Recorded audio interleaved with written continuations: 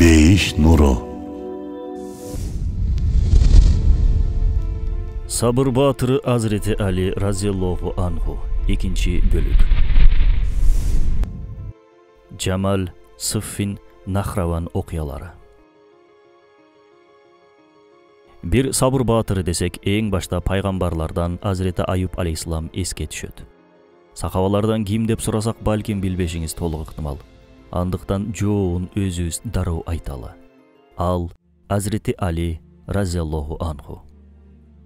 Халифа болуп турган кезинде түрдүү машакаттарга чыдап, халифалыктын эң өткөөл заманында үммөттүн жүгүн аркалаган зат. Илимдин эшиги болуп, илимсиз түркөйлөр менен күрөшкөн жигит. 8 адам көтөрө албаган чептин дарбазасын колуна алып калкан кылган баатыр. Халифалык доорунда да 8 эмес, 800 киши көтөрө албай турган бир жүктү жүрөгүндө көтөрүп жүргөн сахабалардын аюубу. Джамал, Sıffin, Nahravan ичара согуштарынын солкулдабас каарманы Hazreti Ali. Бүгүн биз сөз бергенибиздей, исламияттын асманын кара булуттай каптап ошол кара күндөрдү айтуу менен темабызды улантабыз. Баарысы Hazreti Усмандын шейит кетилүүсүнөн кийин башталды.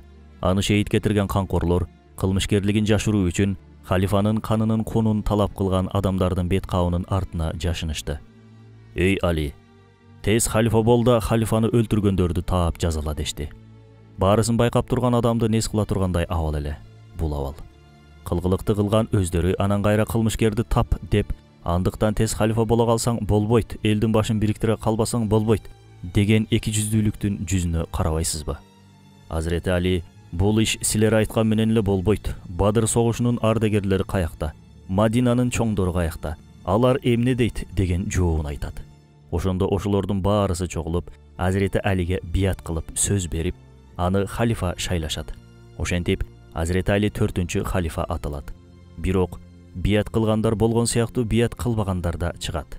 Алар эң башта Hazreti Усмандын тууган уругу, башкача айтканда Бани Умайя уулдары, сахабалардан Саад бин Абу Ваккас, Усама бин Зайд, Хасан бин Сабит, Кааб бин Малик Hazreti Aliге бият кылышпайт. Бият кылбагандардын да ар түрдүү себептери болгон. Ошол себептердин бири Hazreti Усман шейит кетилерде Hazreti Абу Бакырдын уулу Мухаммед баш көтөрүүчүлөрдүн арасында жүргөн.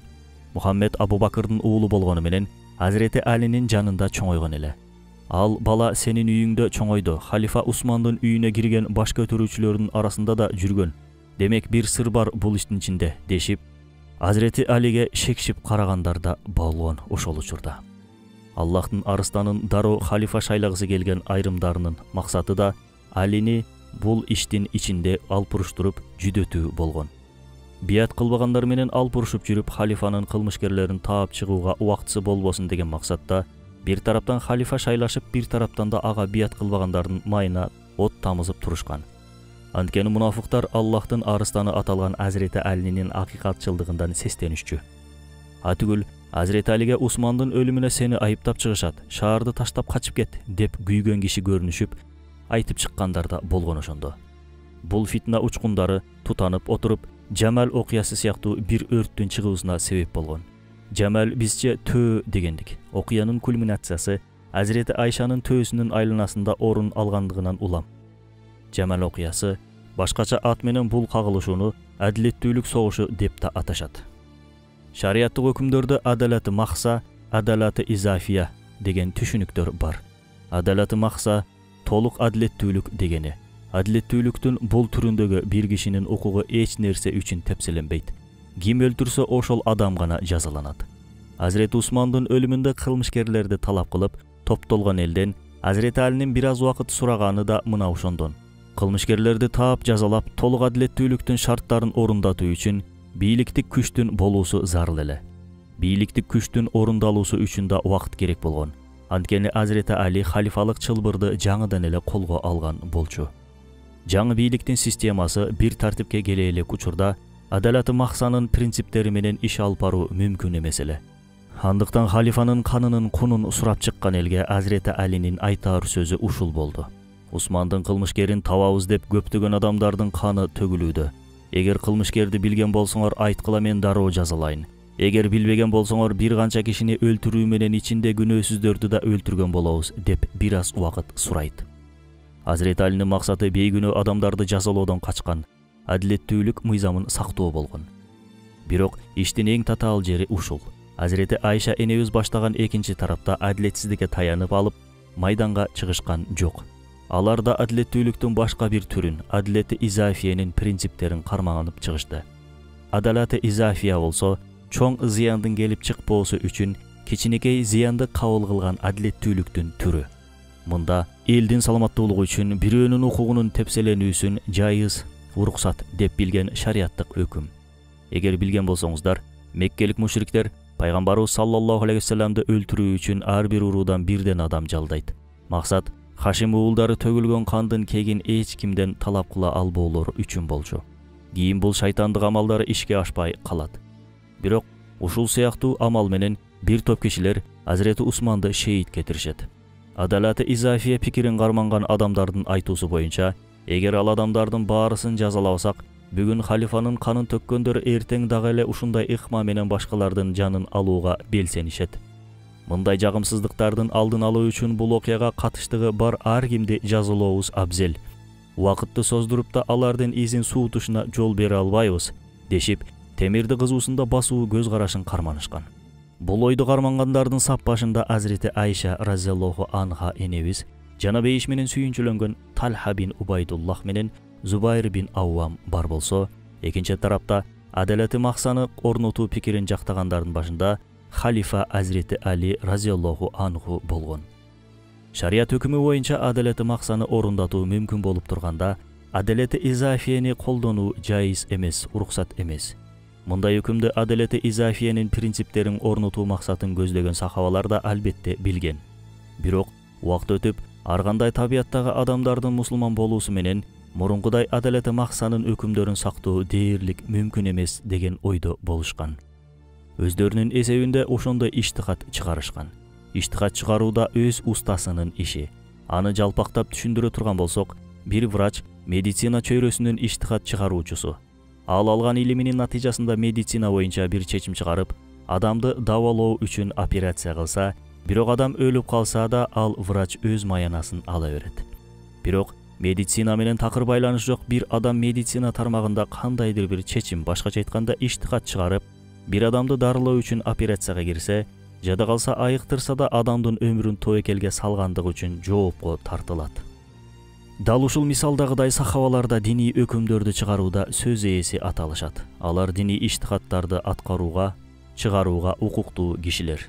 Бул окуя боюнча Азирети Али толук адилеттүүлүктү сактоо боюнча иштихат чыгарса, Азирети Айша, Азирети Талха, Зубайр разияллаху анхулар да адалети изафиянын эрежелерин кармануу чечимине токтолушкан. Жана максаттары жеке пайда табуу, байлык, бийлик же мансапка ээ болуу болгон эмес. Эки тараптын тең негизги максаты Аллахтын ыраазычылыгы жана үммөттүн саламаттуулугу болгон. Андыктан эки жак тең сооп аларын айтат Бадиузаман Саид Нурси. Эгер туура чечим кабыл алган болсо, эки сооп, билбестен туура эмес чечим кабыл алышса, бир соопко ээ болот. Бирок минтип Куран хадистерге карап диний иштихат чыгаруу ар кимдин иши эместигин кайрадан баса белгилеп өткөбүз келет.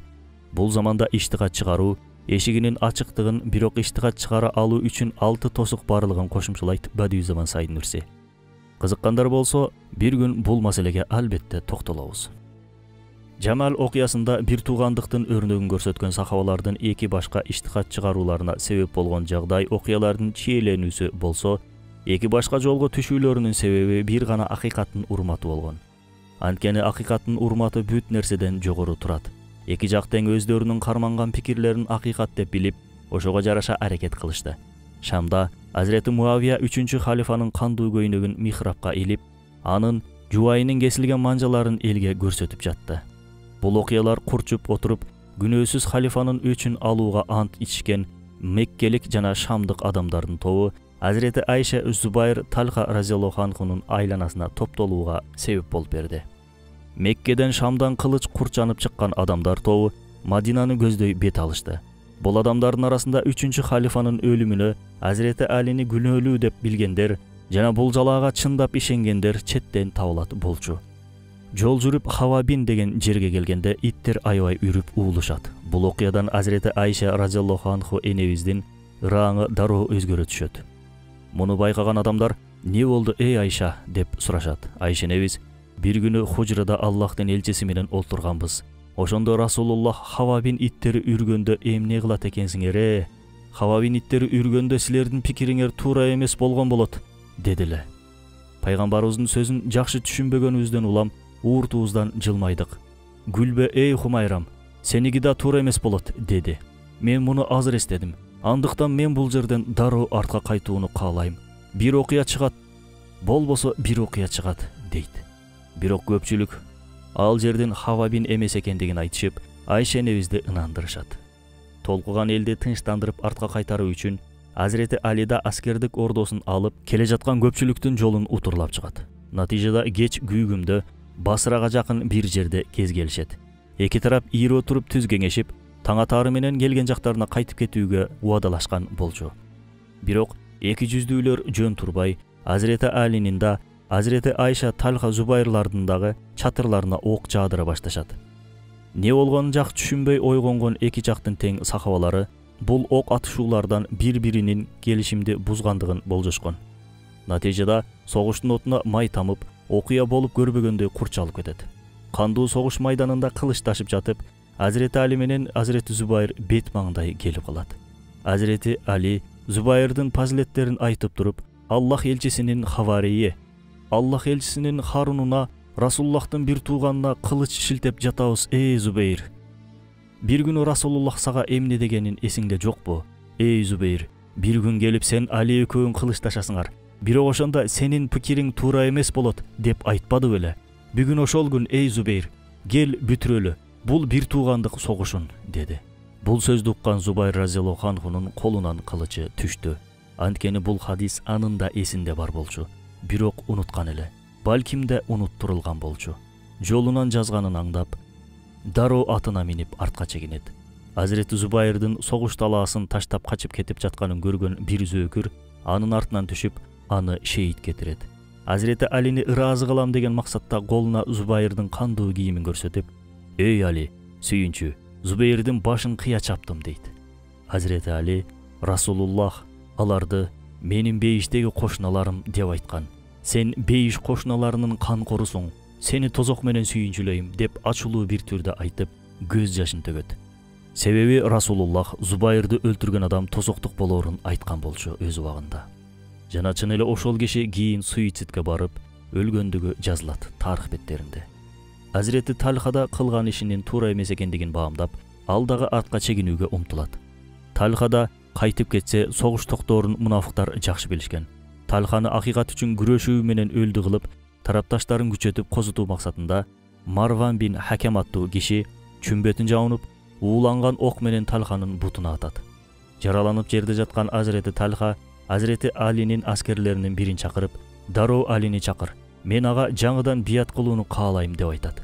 Жана Азирети Талха да Жамал окуясында бияттын жаңылап келмесин айтып шейит кетет. Калган окуя Азирети Айшанын төөсүнүн айланасында курчуйт. Азирети Айша төөсүнөн түшсө туу түшкөндөй чырда токтойт эле. Бирок Азирети Айша кандуу талаада өзүн жоготуп, не сабалда төөсүнүн үстүндө отурган. Азирети Али Айша энебизди төөдөн түшүрүүнү Малик бин Аштар аттуу кол башчысына буйруйт. Бирок наамы айтылып тургандай, момундардын энеси болгондуктан аны төөсүнөн жулкулдатып түшүрүү мусулман баласына жарашпайт эле. Андыктан аскерлер төөнүн 4 бутуна чабышат. Бирок Айша энебизге бир нерсе болбоосу үчүн Азирети Али эжеңди тез алып Мадинага кайткыла деп Мухаммед бин Абу Бакырды Азирети Айшаны коргоо үчүн жөнөтөт. Акыйкат үчүн, Аллах үчүн тартышуунун үлгүсү мына ушундай. Акыйкатты баарынан да жогору коюп, карманган жолунун акыйкат эместигин билгенде да өжүрлөнүп, көөшөрбөстөн артка чегинүү. Акыйкаттын алдында унчукпай туруу тилсиз бир шайтан деп айтат пайгамбарыбыз саллаллаху алейхи вассалам. Сахабаларда тилсиз бир шайтан болуп калбоо үчүн өздөрүнүн акыйкат деп билген жолунда жакын элек, тааныш элек, бир тууган элек дебестен кылычын алып жоого чыгышты.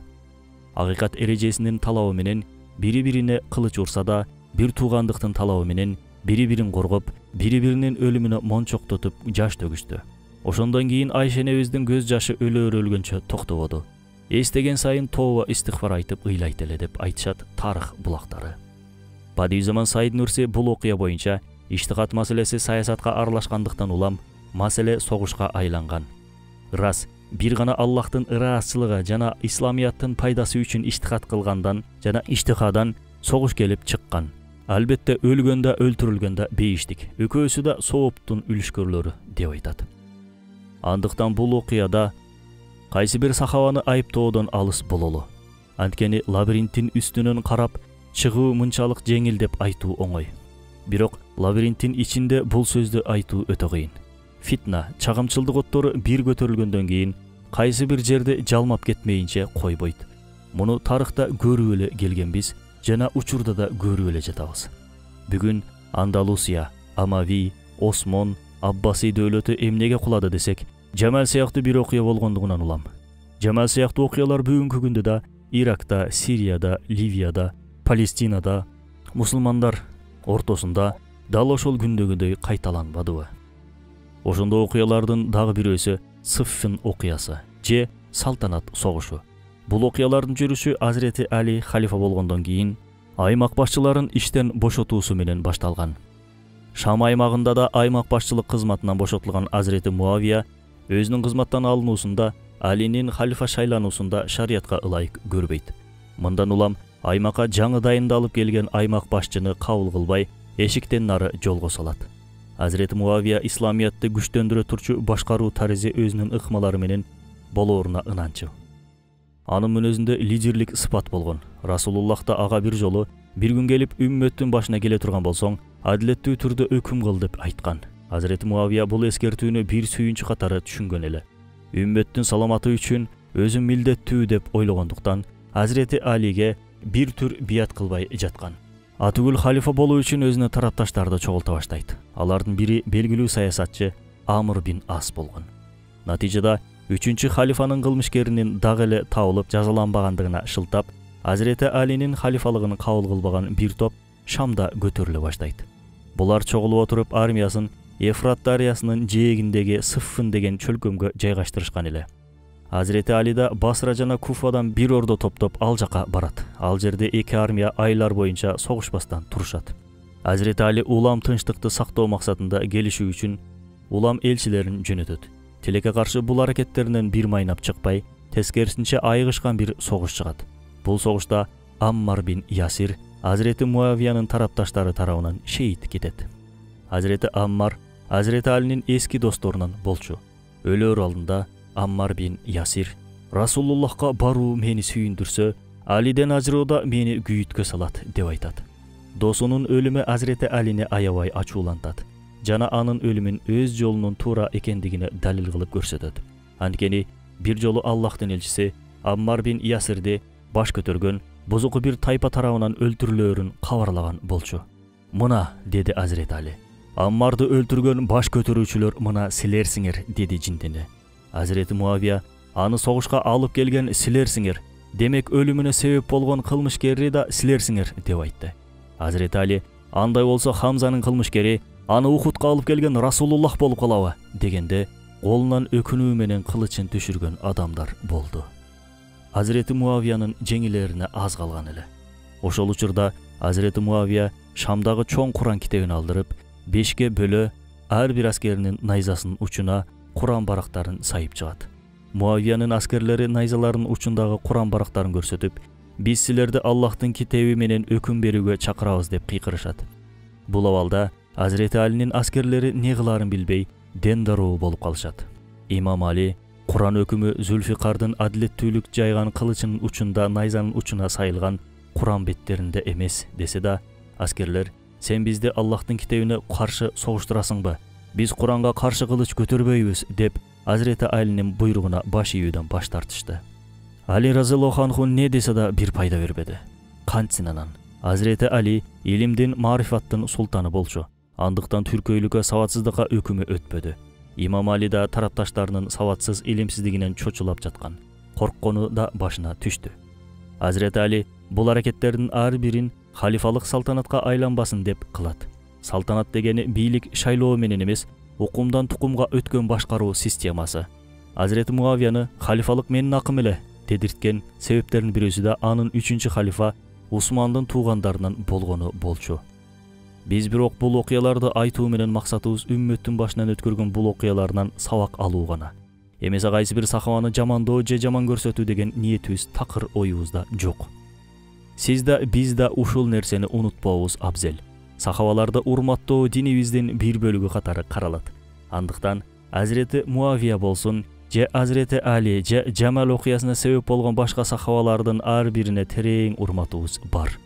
Аларды сындоого кыпындай да акыбыз жоктугун жакшы билебиз. Ыйманыбызда, даражабызда, илимибизде аларга жетпегендиктен, же ал убакта төрөлбөгөндүгүбүздөн аларды түшүнүүдө алсыз экендигибиз айдан ачык белгилүү. Эгер тараптардын бир жагын тууралап, бир жагын төгүндөп жаткан болсок, аны да хадистерге таянуу менен, сахабалардын да Расулуллах ошондо ушул окуяны айткан деген тастыктоолорунун улам айтып жатабыз. Анткени Куран хадистер менен, хадистерде сахабалардын жана улуу алымдардын сөздөрү менен ачыкталат. Азирети Алинин сыффындагы аракети бизге Куран деселе алданып калбоону сабак берет. Куран акыйкат жана ал бизге жетет. Бизге бир гана Куран жетет. Аллах бирөө, бүт нерсе андан гана болот деген акыйкат сөздөрү менен бизди алдап, туура сөздөр менен туура эмес жолдорго түртүп жаткандар да бар азыркы заманда. Ошондой акыйкат пикирлерге оролгон батыл, туура эмес ыкмаларга алданган аскерлер ошондо Азирети Алинин кылычына сап болуп бере алышпады. Арыстан канчалык арыстан болсо дагы баары бир жалгыз болсо жеңилерин айтат Бадизаман. Аллахтын арыстаны да ошондой бир абалда айласыз Муавия тарапкерлеринин маселени чечүү үчүн ортодо калыс тайындайлы деген сунушуна макул болуп берди. Тайындалган калыстар бир жылдан кийин Думатул Жандал деген жерде кезигишип, халифаны чечишмей болушту. Андыктан эки жак тең ошол жерден аскерлик ордосун алып артка кайтышты. Бирок окуядан окуя ырбап, бул калыс тайындоо маселеси да арабча айтканда Хакам окуясын, бизче айтканда Нахравандагы калыс окуясын алып келди. Азирети Алинин аскерлеринин арасынан чыккан бир бөлүк түркөй инсандар Азирети Алини бир кишини калыс тайындоого макулдук көрсөтүү менен ширкке киргенин айтып чыгышты. Алардын пикири боюнча калыс катары өкүм бере турчу зат бир гана Аллах. Имам Алинин калыс катары өкүмдү адамдан күткөнүнөн улам ширкке киргенин айтышат. Мындан улам Азирети Алинин армиясын таштап, өзүнчө Харижилер деген топ түзүп чыгышат. Калыс атау окуясында ширк катары баа берген түркөй бир топ болушчу булар. Булардын өзгөчөлүгү ибадаттарда абдан тереңдеген, бирок илимде аябай артта калган диний фанаттар эле. Булардын табияты орой, ырайым, мээрим дегенди түшүнбөгөн адамдар болчу. Аллахтын элчиси ага чейин булар жөнүндө сөз кылат. Меккенин багындырылуусунан кийин кайсы бир согуштан түшкөн олжолорду Расулуллах элге таратып жатканда, келечекте харижилердин лидерлеринин боло турган бири пайгамбарыбыз саллаллаху алейхи вассаламдын жүббесинен тартат да: "Эй Мухаммед, адилеттүү бол" деп кыйкырат. Аллахтын элчиси ачуулана: "Мен дагы адилеттүү болбосом, башка ким адилеттүү болот?" дейт. Бул жакта ачуусу мурдуна келген Азирети Умар кылычын кынынан сууруп: "Я Расулулла, уруксат бер, аны кылычым менен чаап салайын" дегенде, пайгамбарыбыз токтотуп калат. Анан ушинтип айтат: "Анын бир бөлүк тарапкерлери болот. Өздөрүн аябай динге берилгендей көрсөтүшөт. Алардын намазына карап намазыңарды, орозосуна карап орозоңорду. Менин намазымда алардын намазынын алдында намазбы, орозомда алардын орозосунун алдында орозобу деп айтасыңар. Алар Куранда окушат. Бирок окуган Курандары курсагынан нары жака сиңбейт. Алар жебенин жаадан чыкканы сыяктуу динден чыгышат. Алар мусулмандар пикир келишпестикке түшкөн учурда пайда болушат" деп айтканы Бухариде рываят кылынат. Мындай жамааттын өзгөчөлүктөрүн бүгүн да кээде байкап калабыз. Булардын эң чоң белгилери баш ийишпейт, жоопкерчилик алышпайт, баарысын капырга чыгарат, бүт нерсени ширк дейт. Бир маал намазды окуй албай калабы же Курандын кайсы бир өкүмү орундата албай калабы, аны динден чыкты деп баалап, өлтүрүү важип болду деп өлтүрүшөт. Жада калса, жолго түшүп калган бир курманы жеп койгон үчүн да бирөөгө таандык арам курманы жедиң деп өлтүрүп салган окуялар да болгон. Азирети Али мындай адамдарды туура жолго салуу үчүн Курандан эмес хадис сүннөттөн өрнөк берүүнү сунуштайт. Харижилер Куранды түшүнүүдө ката кетишкенден улам, сен Курандан бир аят айтсаң, алар да Курандан бир аят айтып, маселе узап кетет. Бирок Аллахтын пайгамбары Курандын ошол аяты жөнүндө не деген бул билинсе таасири башкача болот, дейт Азирети Али. Бул ыкма менен Азирети Ибн Аббас бир канча харижийди туура жолго салган болчу. Бирок 10 миңдеген харижи дагы эле баягы тонун тескери кийип, Куран турганда алар бир инсанды калыс кылышты, ширк кылышты, мушрик болушту. Биздин ортобузда калыс катары Куран болуусу керек эле, өкүмдү Куран берүүсү керек эле дешип, көп адамды жолунан адаштырып жатышты. Бул түркөй көпчүлүктү илимдин нуру менен таркатуу үчүн илим эшиги аталган Азирети Али дал өзү Нахраванга барды. Харижилерди чогултуп, ортого Куранды койду да «Өкүм бер» деди. Азирети Алинин бул сөзүнө харижилер таң калышты. Азирети Али кайра бакырды. «Өкүм бер». Харижилер үчүнчү жолу «Өкүм бер» деп бакырган Азирети Алиге «Эй Али, эмне эле болуп жатасың? Куран апачык, илими болгон окуп, өкүмдү ошого жараша берет» дешти. «Мына мен да ошону айтып жатамын» деди Азирети Али. «Ортобузда бирөөсүн калыс тайындообуз Курандын калыс болуусу менен экөө бир нерсе» деп айтты. Бул сөздөн кийин 6000 деген харижи жолунан кайтып, Азирети Али менен бирге Куфага кайтышты.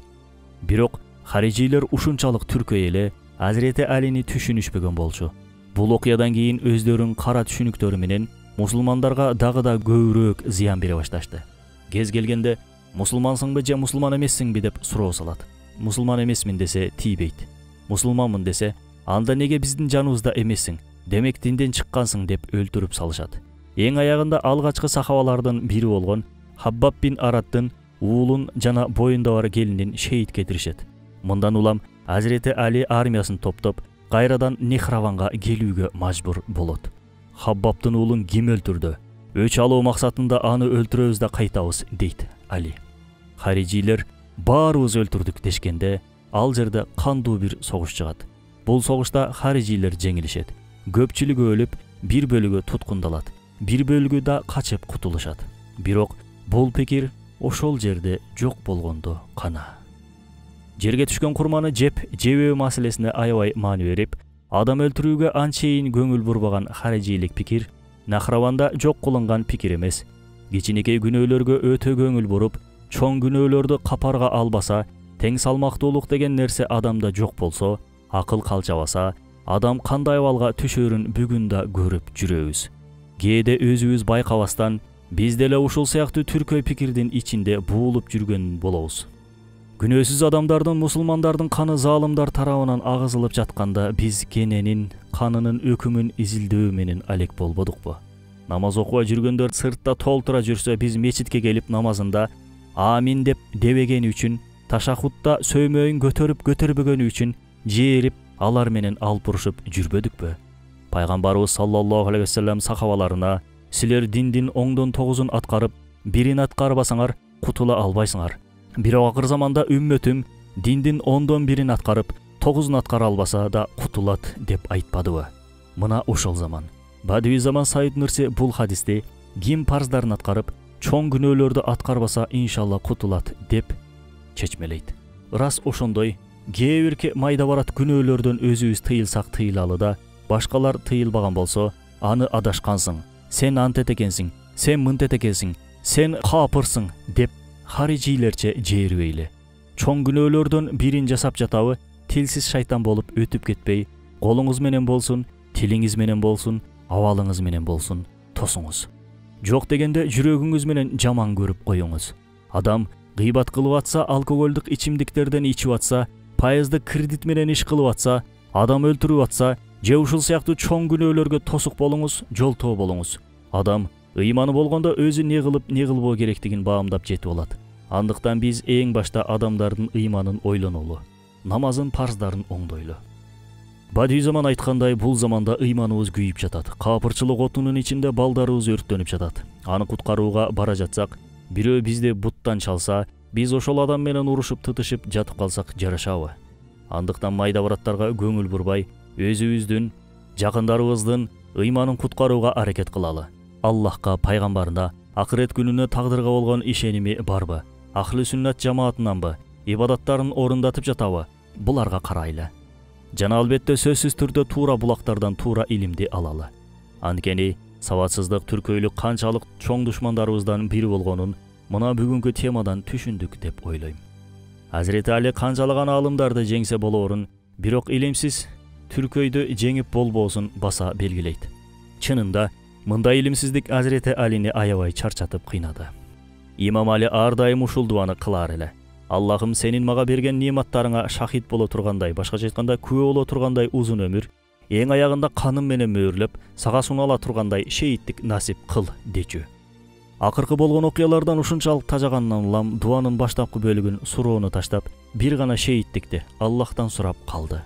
Аллах анын дуасын кабыл кылып, Азирети Али 63 жашында Рамазандын куттуу күнүндө шейиттикти насип кылат. Харижилерден 3 киши 3 башка жерде 3 адамды бир күндө өлтүрүүгө шерттенишет. Алар Азирети Муавия, Азирети Амр бин Ас жана Азирети Али. Ошол күнү Азирети Али мечитке киргенде аны өлтүрүүгө келген харижи кишини көрдү жана тааныды. Анткени бир убакта Расулуллах ошол кишини Алиге көрсөтүп, ушул адам сени шейит кетирет деп айткан. Азирети Али мечиттин ичинде уктап жаткан ошол кишини тургузуп, даарат алып келүүсүн айтты. Жана ошол күнү таңзаардан баягы киши Азирети Алини бычактады. Имам Али ошондо катуу үнү менен "Каабанын Раббисине ант болсун, кутулдум" деди. Чын эле кутулду. Бул опасыз дүйнөнүн түйшүгүнөн кутулду. Сабатсыз түркөй адамдардан кутулду. Расулуллахтын бул дүйнөдөн көчүп кеткен сахаба досторунун алдында дүйнөнүн оор жүгүнөн кутулуп, таштап кетип жатты. Окуя болгон күнү Азирети Муавия Шамда өз мечитинде жараланды. Бирок тирүү калды. Азирети Амир бин Ас ден соолугунан улам мечитке бара албай, ордуна башка бирөөнү жөнөткөн эле. Аны өлтүрүүгө келген киши да адашып башка бирөөнү шейит кетирди. Азирети Али да алган бычак жарасынан 2 күн жатып, о дүйнө аттанып кете берди. Ошентип, Расулуллахтын "Ал менин дүйнө акырет бир тууганым" деп атаган Азирети Али 661 жылдын Рамазанында бул дүйнө менен кош айтышты. Бир тууганым дегенде бир хадис эске түшөт. Бир күнү Расулуллах "Мен бир туугандарымды сагындым" дейт. Таң калган сахабалар "Я Расулалла, биз сенин бир туугандарың эмеспизби?" дешет. Аллах элчиси "Силер менин асхабымсыңар. Менин бир туугандарым акыр заманда келип, мени көрбөстөн мага ыйман келтиришет" деп айтты. Пайгамбарыбыз саллаллаху алейхи вассаламдын ошол айткан бир тууганы болууну ар бирибизге насип кылсын. Кудай буйруп, бир күн Расулуллахка жолуксак, ага анын эң сүйгөн сахабалары Абу Бакырдай, Умарындай, Усманындай, Алисиндей болуп кезигүүнү насип кылсын. Аллахым биздин жүрөгүбүздү Аллахка жана анын элчисине жана анын сахабаларына болгон сүйүү жана урмат менен толтурсун. Бизди да алардын жолунан кеткендерден кылсын.